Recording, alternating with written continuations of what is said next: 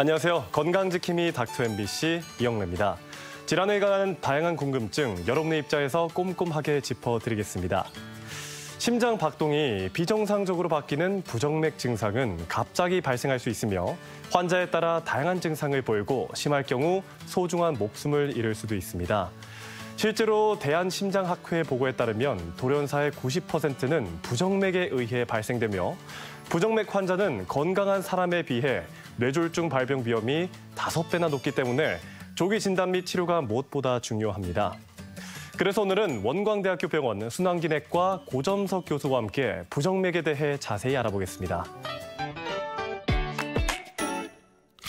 부정맥은 정상인에게도 흔히 관찰되는 위험하지 않은 부정맥이 있는 반면 뇌졸중의 위험성을 높이는 위험한 부정맥도 있습니다. 그래서 종류에 따라 치료법도 다양하고 심한 경우 심정지까지 초래할 수 있기 때문에 정확한 진단 및 치료가 필요한데요. 그래서 오늘은 순환기내과 전문의 고점석 교수와 함께 부정맥에 대해 자세히 알아보겠습니다. 네, 교수님. 안녕하세요. 네, 안녕하세요.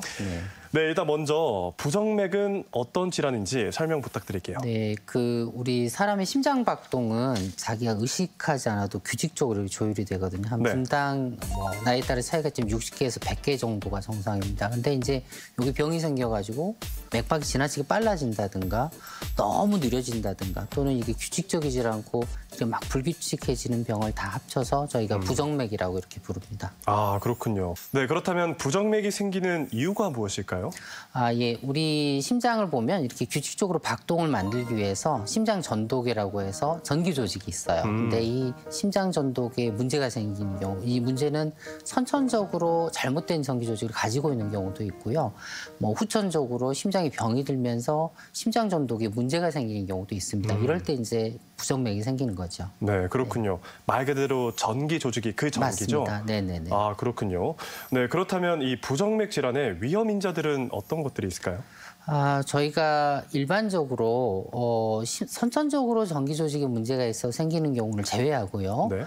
그런데 지금 요새 많이 생기는 이제 부정맥들 같은 경우 후천적인 요인들이 많은데 우리 다른 심혈관 원인들하고 많이 중복됩니다. 고혈압이라든가 당뇨병, 심부전, 심근경색 이런 요인들도 있고요. 또 생활 습관하고도 굉장히 관계가 있습니다. 네. 흡연이라든지 음주라든지 수면무호흡증, 특히 음주 같은 경우는 술을 적절히 끊지 못하면 부정맥 질환의 재발률이 2배 이상 증가하는 것으로 되어 있거든요. 네. 그리고 아까 잠깐 말씀드린 수면무호흡증 같이 이렇게 밤에 코를 많이 고시고 숨을 안 쉬는 분들도 부정맥 위험성이 올라가는 게 사실입니다. 아, 이 수면무호흡증이 이 부정맥과 연관이 있다고 말씀하신 거죠? 네네. 조금 더 설명 부탁드리겠습니다. 아까 잠깐 말씀드렸지만 수면무호흡증이라는 것은 잠을 자는 동안에 이렇게 호흡이 이렇게 줄어들거나 끊어지는 현상을 말하는 거거든요. 저희가 수면다운 검사를 통해서 어느 정도 심한지를 평가하는데 이게 중등도 이상의 수면무호흡증을 가지고 있는 경우에는 무슨 문제가 생기냐면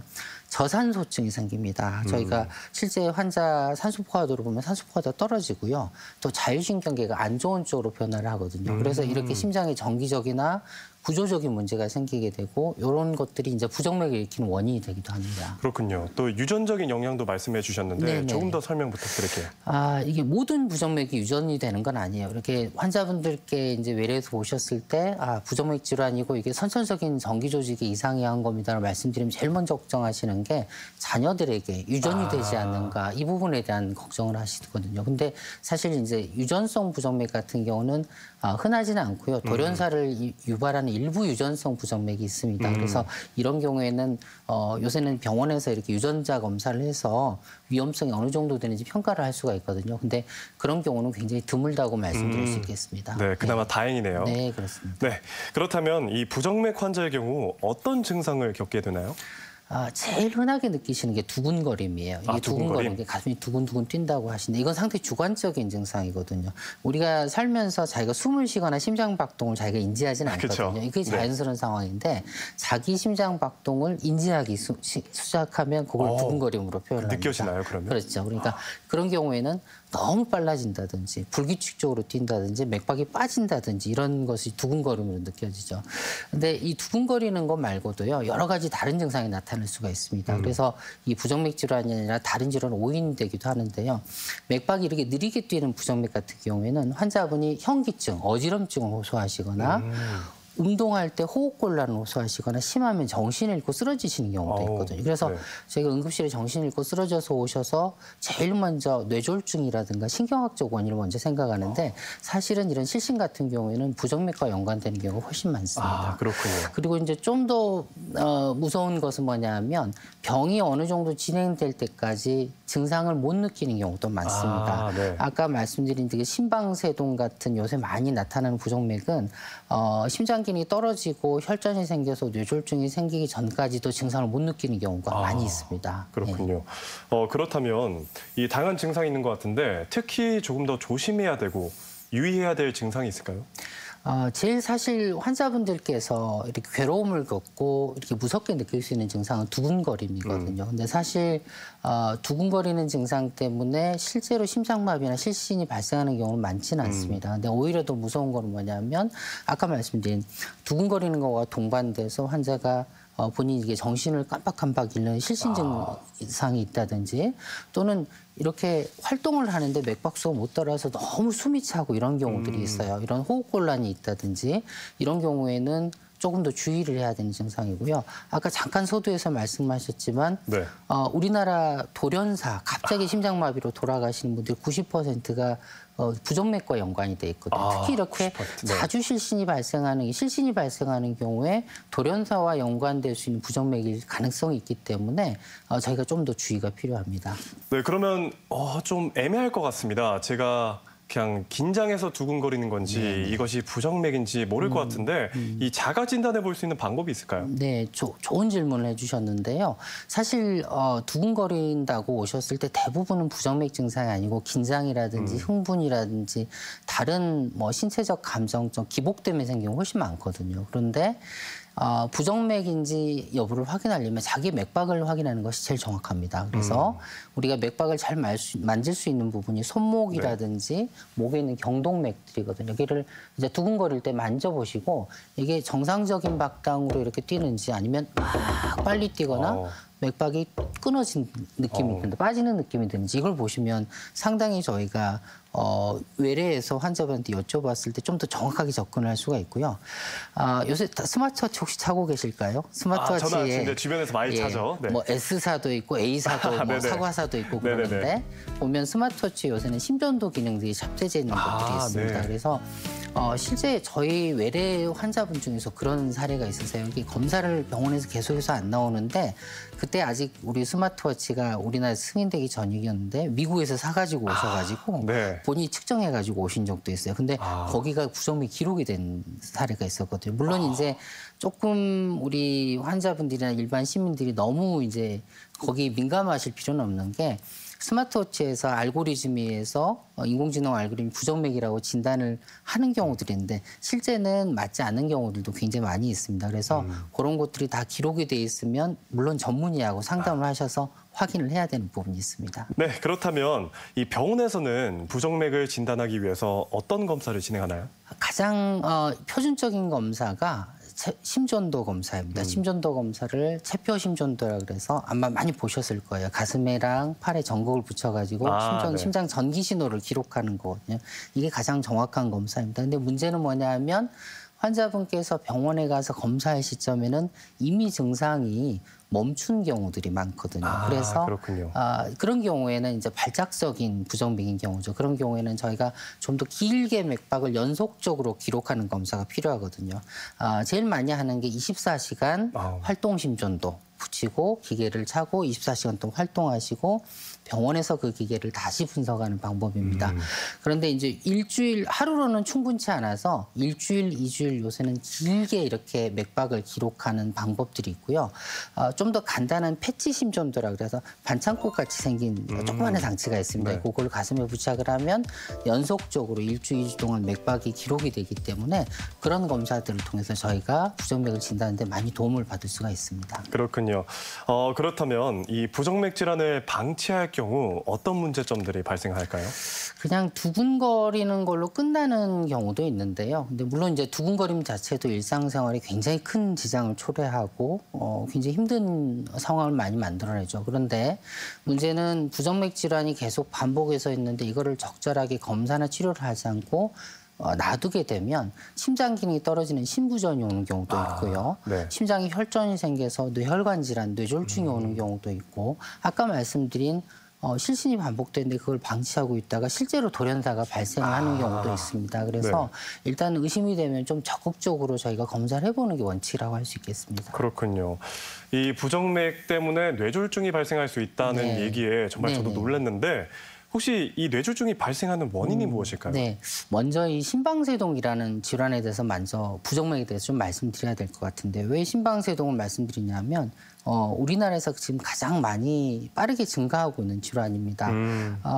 이제 유병률을 보면 전 인구의 현재는 2% 정도인데 앞으로는 더 늘어날 걸로 생각이 되고 있고 아마 나이 드신 분들은 한 6% 정도는 될 것 높네요. 같아요. 네. 그리고 저희가 이제 우리 지역에 따라서 대한부정맥학회에서 지역에 따른 심방세동의 유병률을 이렇게 그래프로 나타낸 것들이 있거든요. 전라북도 이제 굉장히 높습니다. 수익권이에요. 왜냐하면 나이가 많은 분들이 네. 많기 때문에 그러리라고 생각을 되고요. 그만큼 이제 많은 병인데 이 심방세동은 어떤 병이냐면 심장이 규칙적으로 뛰지 못하고 막 잔떨림이 생기는 병이거든요. 피를 받아들이는 심방이 잔떨림이 생기면 네. 무슨 문제가 생기냐면 고인물이 썩는다는 말이 있잖아요. 그렇죠. 심장에 혈전이 생깁니다. 피떡이 생기는데 이 피떡이 심장을 타고 전신으로 이렇게 순환을 해버리기 때문에 여러 혈관에 혈전 찌꺼기 때문에 막히는 현상이 나타날 수 있습니다. 이걸 색전증이라고 하는데 제일 많이 일어나는 건 뇌혈관입니다. 그래서 뇌혈관이 갑자기 막히는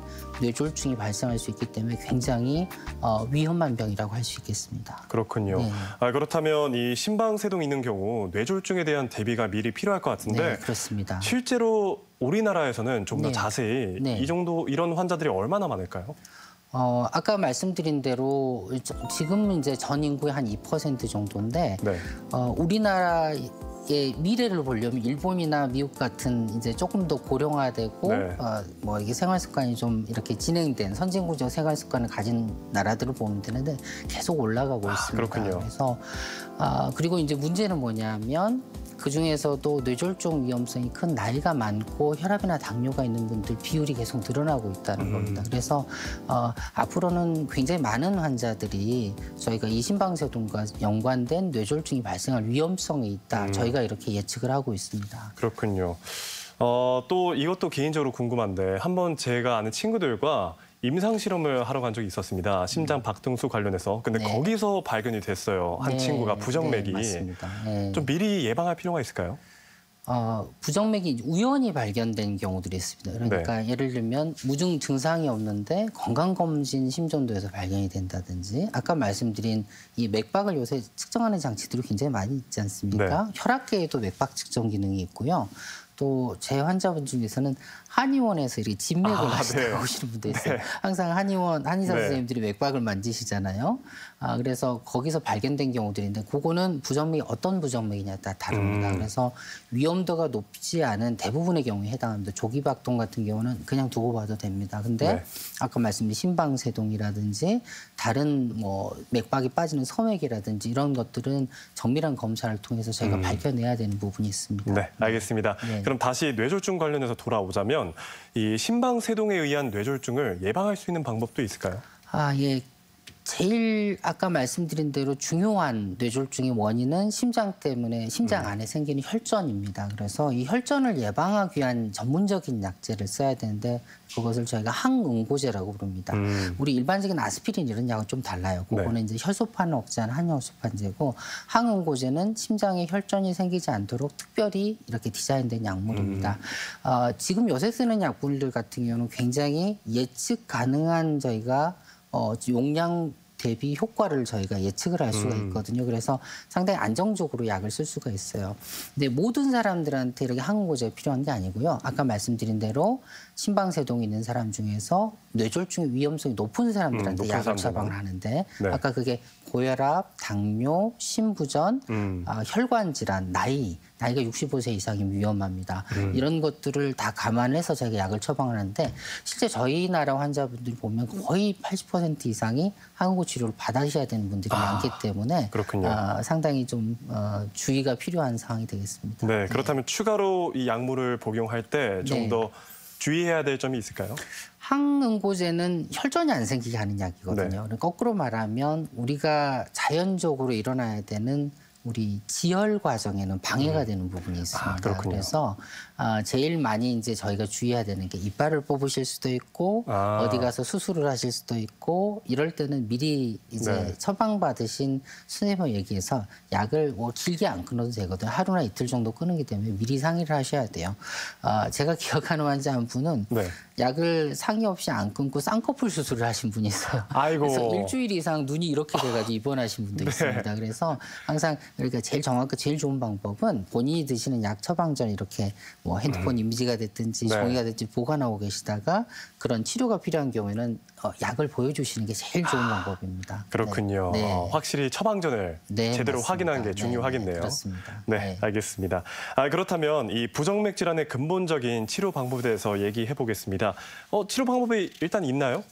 근데 더 중요한 거는 모든 부정맥이 치료가 필요한 게 아니에요. 이 두근거린다고 이렇게 오시는 분들 중에 사실 절반 이상은 치료가 필요 없으십니다. 그러니까 조기박동이라든지 이런 그냥 두고 봐도 되는 경우들이 있습니다. 근데 이제 치료가 필요한 경우, 심장에 비정상적인 전기 조직 때문에 지속적으로 문제가 되는 경우에는 저희가 그 비정상적인 전기 조직을 선택적으로 찾아서 제거를 할 수가 있습니다. 근데 뭐 제거하는 것들이 뭐 전신 마취를 요하거나 이런 게 아니고요. 곡선 마취를 통해서 제거를 가능하고요. 그걸 이제 전극 도자절주술이라고 전문 용어를 사용을 하는데 어쨌든 환자분 입장에서는 비교적 저희가 간편하게 시술을 받을 수가 있습니다. 이제 부정맥 종류에 따라 좀 다른데요. 맥박이 너무 느리게 뛰는 부정맥이 있어요. 아까 서두에 말씀드렸듯이 그거는 왜 그러냐면 자기 맥박을 만들어내는 심장 전기 조직 기능이 떨어져 생기는 거거든요. 그때는 박동기라는 기계를 삽입을 해야 되고요. 그거는 조그마한 기계를 흉곽에 삽입을 하고 전선을 심장에 연결하는 식으로 이렇게 치료를 합니다. 그렇군요. 네. 그렇다면 시술 얘기 조금 더 자세히 부탁드리겠습니다. 시술적인 치료를 하기 위해서는 일단 입원을 하셔야 되죠. 입원을 안 할 수는 없는데 아까 말씀드린 대로 전신 마취해서 가슴을 오픈하거나 이러지는 않습니다. 정말요? 근데 제거하면은 안 해도 되나요? 제거를 하기 위한 방법이 심장에 접근하기 위해서 저희가 혈관을 통해서 접근을 합니다. 특히 이제 서해부 사타구니에 있는 혈관을 국소 마취해서 들어가고요. 환자분 불편을 줄이기 위해서 저희가 수면 마취나 진정 마취를 하는 경우도 있습니다. 그래서 아까 뭐 전기 조직이 한두 군데 잘못돼서 생기는 발작성 변맥 같은 경우는 굉장히 저희가 쉽게 빠른 시간 안에 결제가 되고요. 근데 옛날에 심방세동 같은 경우는 과거에는 굉장히 복잡한 부정맥 기전을 가지고 있기 때문에 치료가 어렵고 완치 성공률이 좀 낮았거든요. 근데 요새 나오는 이렇게 3차원 지도와 전극 도자 절제술이라든지 냉각 풍선 도자 절제술 이런 치료 방법들이 우리나라에 도입이 돼서 지금 굉장히 대중화가 됐거든요. 그러면서 치료 성적도 굉장히 좋아지고 환자분들이 치료 전후에 겪는 불편도 굉장히 많이 낮아졌습니다. 뭐 시술 과정은 굉장히 뭐 좀 복잡하게 설명드리긴 그러고 쉽게 말씀드리면 부정맥이 있는 위치를 찾아서 그 부분을 선택적으로 전기로 소작을 해서 없애거나 또는 아주 낮은 액체 질소를 이용해서 순간적으로 온도를 뭐 영하 60도, 70도 떨어뜨려서 그 조직을 없애거나 이렇게 시술을 해서 치료를 하고 있습니다. 그렇군요. 이 얘기를 들으면 조금 안심할 것 같습니다. 왜냐하면 사실 제거한다고 하면 정말 말씀하신 것처럼 심장을 열어서 할 것 같은데 아니라고 하니까 다행입니다. 그렇다면 이 과정이 심장에 기계를 삽입한다는 말씀이시죠? 네. 아까 도자절제술 같은 경우에는 심장 안에 뭘 남겨놓진 않아요. 문제가 되는 것을 찾아서 없애고 나온다. 이렇게 심플하게 정리를 드릴 수가 있고요. 기계를 삽입하는 건 심박동기인데요. 박동기는 굉장히 우리나라에서는 몸에 뭘 삽입하는 거에 대한 거부감이 굉장히 큽니다. 무섭죠. 그래서 얼마나 큰 기계가 들어가냐. 또 기계가 몸에 들어가 있으면 일상생활을 어떻게 하냐 이렇게 질문을 하시거든요. 근데 아까 말씀드린 대로 맥박이 너무 느려서 생기는 부정맥은 그걸 대체해 줄 수 있는 전기 기계를 삽입하는 것밖에 치료 방법이 없어요. 근데 이 기계 사이즈가 요새는 굉장히 적고요. 밖에서 봐서는 표가 별로 안 납니다. 그리고 전선은 몸 안에 들어가 있기 때문에 당연히 보이지 않고요. 배터리 어떻게 해? 하고 물어보시거든요. 네. 배터리 그러면 어떻게 충전해? 밖에서 그러니까요. 충전해? 무선 충전해? 예. 배터리가 내장되어 있는 배터리가 굉장히 효율적으로 사용을 되기 때문에 대개는 8, 9년 정도는 문제없이 사용할 8, 수가 있습니다. 9년이요? 예. 물론 이제 정기적으로 병원에서 박동기를 넣어놓으면 정기적으로 뭐 1년에 한 번, 6개월에 한 번씩 저희가 밖에서 외부에서 점검을 하고요. 별 문제가 없으면 계속 사용이 가능하고 필요하면 배터리만 교체를 할 수가 있습니다. 그렇군요. 네, 다행히 보통 그런 기계가 있다고 하면은 그런 상상하잖아요. 네. 갑자기 방전돼서 윽 하고 쓰러지는 거 아니냐. 네, 영화에 그런 네, 게 많이 나오죠. 그러니까요. 근데 그럴 리는 없겠네요. 네, 그럴 가능성 거의 네. 없다고 보시면 되겠습니다. 알겠습니다. 그렇다면 이 부정맥 질환의 예방을 위해서 네. 좋은 생활 습관에는 어떤 것들이 있을까요? 아까 부정맥이 위험 인자에 대해서 말씀드렸습니다만은 이제 선천적인 요인은 어쩔 수가 없죠. 그렇지만은 본인이 조절할 수 있는 위험 인자들은 분명히 있습니다. 아까 서두에 말씀드린 음주가 지금 현대 생활 습관에서 음주가 굉장히 크고요. 술하고 연관된 부정맥들이 워낙 많고 술 자체가 부정맥의 재발 요인을 굉장히 중요하게 생각하기 때문에 이제 그렇군요. 금주하는 게 중요합니다. 저희가 이런 음주, 흡연, 고지혈증, 고혈압, 당뇨, 우리가 잘 알고 있는 건강하지 못한 생활 습관들 있잖아요. 이게 네. 부정맥과도 연관이 되어 있는데 그렇군요. 이걸 저희가 잘 조절하게 되면 3가지 이점이 있습니다. 첫 번째는 건강하신 분들이 부정맥이 생길 확률을 낮춰줍니다. 두 번째는 부정맥으로 치료를 받으신 분들, 아까 말씀드린 약물 치료를 하든 도자절제소에서 치료를 하든 간에 이런 분들이 재발할 수 있는 확률을 낮춰주고요. 세 번째는 이 부정맥을 저희가 치료하는 이유가 뭐 뇌졸중이라든지 심근경색이라든지 심혈관 질환 위험성을 낮추기 위해서 그런 건데 이런 질환이 발생할 가능성을 낮춰주기 때문에 지금은 뭐 우리나라가 됐든 유럽이 됐든 미국이 됐든 진료 지침에서 중시하고 있는 부분이 부정맥에 대한 단순한 치료뿐만 아니라 약물 시술 치료뿐만 아니라 전인적인 접근법, 이런 생활 습관 교정을 필요한 전체적인 접근을 굉장히 강조하고 있는 이유입니다. 네, 정말 종합적인 이유 때문에 네. 생활 습관을 좋게 하는 게 좋겠네요. 네, 맞습니다. 네, 알겠습니다. 그렇다면 마지막으로 당부하고 싶은 말씀 부탁드리겠습니다. 이게 부정맥 질환 이렇게 진단하고 치료가 어렵다 보니까 환자분들이나 이런 분들이 선입견을 가지고 계신 분들이 많아요. 이게 병원 가도 검사해도 안 나올 거야. 어차피 그냥 신경성이라고 말할 거야. 또 이런 선입견은 의료진들도 가지고 있어요. 환자가 두근거린다 하면 자기도 모르게 이분이 좀 예민해서 그런 게 아닌가. 이렇게 선입견을 가지고 잘못 판단하는 경우는 또 없다고 말할 수가 없습니다. 그래서 이런 증상이 있으시면 두려워하지 마시고 또 주저하지 마시고 우리 좋은 부정맥 전문의들이 많이 있습니다. 지역에도. 그래서 병원을 찾아주시고 상담해 주시고 적절하게 치료와 검사를 해주시면 제 생각에는 이런 부정맥으로 인한 고통이나 힘든 부분에서 많이 벗어날 수 있을 것이라고 생각합니다. 네, 이 시간에는 순환기내과 전문의 고점석 교수와 함께 부정맥에 대해 알아봤습니다. 교수님, 오늘 말씀 고맙습니다. 네, 감사합니다.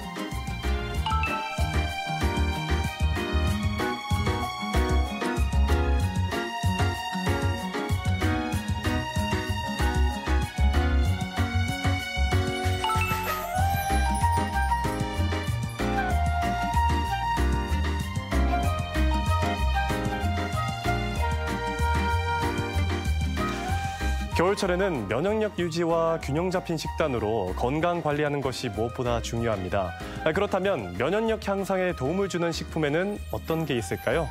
먼저 마늘 속 알리신은 강력한 살균, 향균 작용을 통해 우리 몸의 면역력을 유지하는 데 도움을 줍니다. 그리고 따뜻한 생강차, 대추차, 녹차 등은 몸을 따뜻하게 해주고 항산화 작용으로 면역력을 높여주고요. 요거트, 김치, 된장 등의 발효식품은 장 건강은 물론 겨울철 면역력 관리에 도움이 된다고 합니다.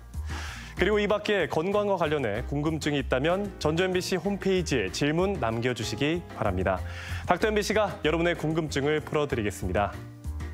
저희가 준비한 소식은 여기까지입니다. 다음 주 이 시간에 다시 찾아뵙겠습니다. 고맙습니다.